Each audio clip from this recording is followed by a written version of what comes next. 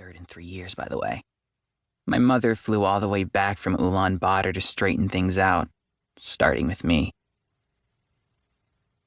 Vlad says what I really need is to find some friends. That's also harder than it looks. People expect me to be a stuck-up rich kid, so they stay away. Whatever. I've gotten pretty good at lone wolfing it. Too good, some people think. Bay Area Weekly just named me Silicon Valley's #1 spoiled brat. Remember, we're talking about California. Think of all the other spoiled brats I had to beat out for that title. Vlad always says I should aim for the best. Besides, I've always got Matt. He's 27, but he still counts as a friend. I mean, I think he'd still hang out with me even if his boss didn't tell him to. Yeah, right. I'm sure he can think of a million things he'd rather do. The pilot makes an announcement to fasten our seatbelts and turn off all electronics. As usual, I ignore both messages. Matt's exasperated. Your name may be Baranov, but your head can split open the same as anybody else's. So I sigh and fasten my seatbelt, but I pull a blanket over my lap so Matt won't see. When we're on the tarmac and they open the door to let us out, the blast of heat and humidity nearly knocks me back into the galley. What is this place? The Amazon jungle? Matt grins right in my face. Welcome to Arkansas. No, seriously, I tell him. He's solemn. This is Little Rock, Arkansas. We've still got a 3-hour drive ahead of us from here. To where? The moon? He reaches back and pulls me down the stairs to the tarmac. Listen, Jett, the sprinkler thing was bad enough.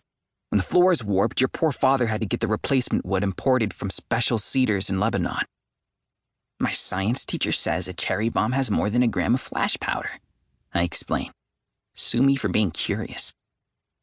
Matt's not done yet. Was it curiosity that made you drive that go-kart off Fisherman's Wharf? Lucky for you, I was able to kill the story before it went viral on Twitter. But when you pulled that little stunt with the drone... Well, you can't blame me for that. I was just trying to get a few aerial shots of Emma Loudermilk's pool party. The problem was that sitting between my house and hers is San Francisco Airport. Fertilizer, meat fan. That wasn't my fault, I defend myself. How was I supposed to know the Air Force is going to scramble fighter planes to shoot down one little drone? That the pieces were going to break so many windshields in that parking lot?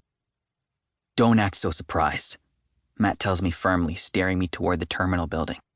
This isn't the first time your antics got you a little too much attention. You had to lie low for a while. Yeah, I agree. But lying low is a couple of weeks on the Riviera or maybe Bali, not Arizona. Arkansas, he corrects me. So who's going to know if the two of us get back on the plane, fuel up, and fly someplace decent? Remember that private surf island off Australia where everybody gets their own chef? He cuts me off. Forget it, Jett. Your dad's right on top of this. The place we're going has a waiting list. He had to pull a lot of strings to get us in this summer. Waiting list, huh? I like the sound of that.